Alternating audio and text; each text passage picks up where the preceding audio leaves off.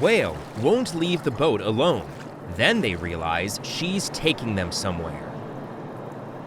At the beginning of winter, Mick Menegas, a boat captain and organizer of whale-watching tours in California, crossed paths with a humpback whale in a serious predicament. He loved whales and wanted to help, and he was the only one at the scene. The question was, what could he do about it without risking his life? Mick combined his passion for whales with a way to make a living and started offering whale-watching tours to people interested in seeing the great mammals. His tours were incredible. Seeing the giant creatures swimming around your boat was spectacular, but his usual tours were nothing compared with what he would encounter one day. When he saw the whale, the ship captain became worried. Its state wasn't great, and he knew how difficult it was to help such a big animal. Mick knew that he was going to need some backup. He already had his boat Superfish at the ready and his own crew of divers to assist, but his ragtag team couldn't do it alone. So he reached out to the experts at the Marine Mammal Center. They were the closest facility that could do something for the poor whale. The Marine Mammal Center was a non-profit organization based in Sausalito, California. Mick knew he called the right place because its staff had more than 4 decades of rescuing marine mammals. But would they be able to save the whale? The Marine Mammal Center's goal was to release hurt animals back into the ocean. While most of its patients were sea lions and seals, it saved over 20,000 marine mammals, including whales. In other words, they were just the people that Nick needed that day. He hoped that they could come up with a plan to save the whale together before it was too late. With a team of volunteers in place, everyone set off for the Farallon Islands, located near the coast of San Francisco, California. They made base there and were ready for action. This place was where some crabbers had last spotted the troubled whale. Would they find it in time to save the poor animal?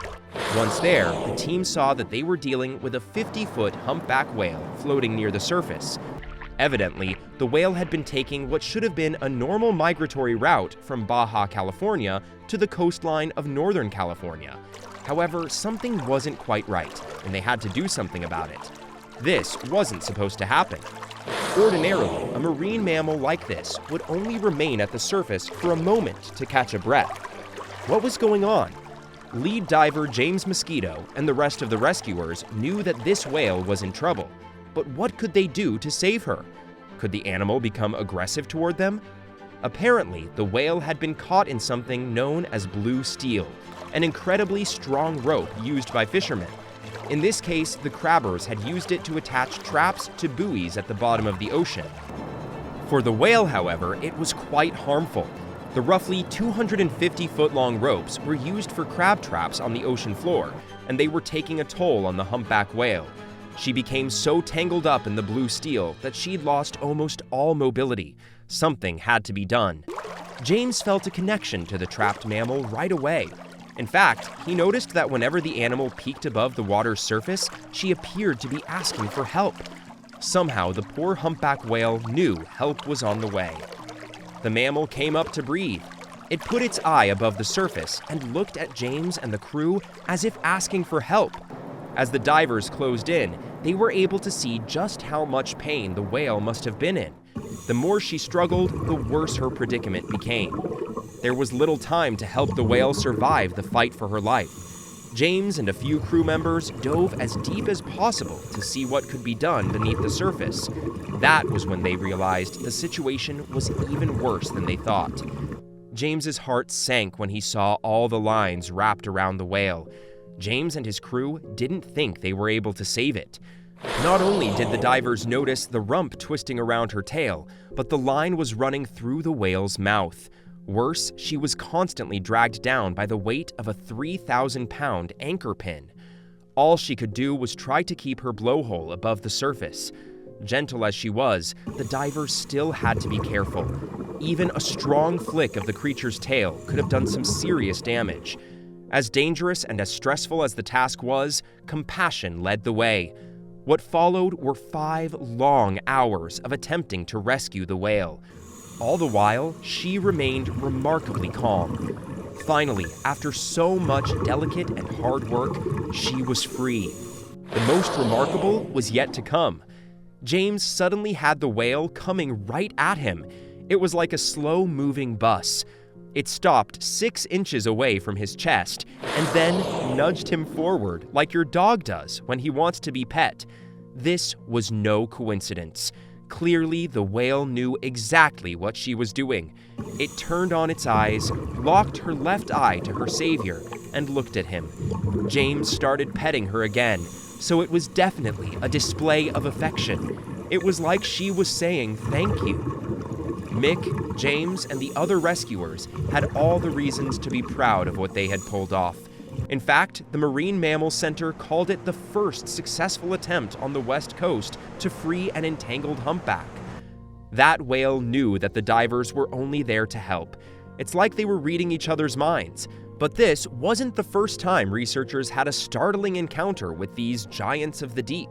But this time, a human was the one who needed rescuing. Pushed underwater by a 50,000-pound force, she was buffeted about like a cork on the sea.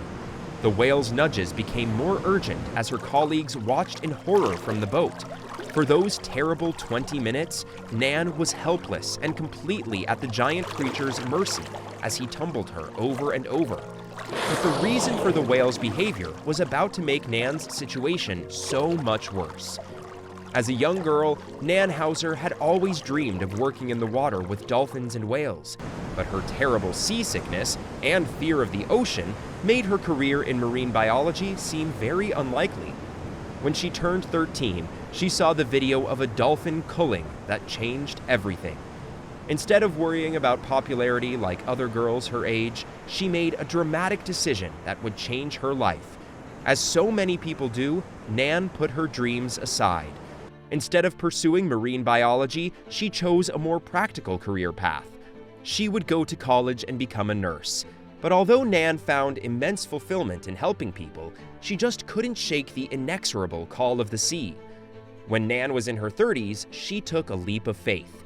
Now she researches whales and dolphins in the Bahamas. She's been monitoring them for 28 years, but nothing could have prepared her for one unforgettable encounter. The dive started out just like any other. Nan anchored the boat and lowered herself into Cook Island Sea. As she prepared to descend into the dark depths, a shadow in the distance started to approach fast. Her heart stopped as the shadow morphed into the silhouette of a whale. Little did she know there was a possibility that she would be filming her own demise. Nan preferred to see the dry land. She never felt at home on solid ground. She was her best self surrounded by marine wildlife, so she was no stranger to sea mammals. This particular humpback weighed about 50,000 pounds. Nan had spent her life dedicated to creatures of the deep, but in all her studies, she had never encountered the shy humpbacks in person before. As if this one's presence didn't shock her enough, what followed was unforgettable. Nan is an avid believer in not interacting with any animal in the wild. She has openly written about whale harassment and only initiates contact with a whale she studies if they are sick or beached. She has educated the world throughout the years, but this humpback whale seemed determined to throw all her studies out the window. The whale greeted Nan by nudging her up and onto his head. Only armed with her camera and diving equipment, Nan began to document their meeting, but her studies never prepared her for this. The whale began to thrash around before her, rolling and gliding through the water. Then he began to nudge her. Accompanied by a filmmaker, 63-year-old Nan found herself frozen by the beast's peculiar behavior. It pushed her along the surface of the water with its head before rising for a breath along with Hauser. The whale continued to follow her, and for the first time since she was a child, she was afraid. Nan attempted to remain calm. Although she was buffeted around with a gaping mouth that could swallow her whole, she went into survival mode. She thought of one single thing that could keep her alive: eye contact. Highly sociable animals, like whales and canines, use eye contact to establish or challenge dominance.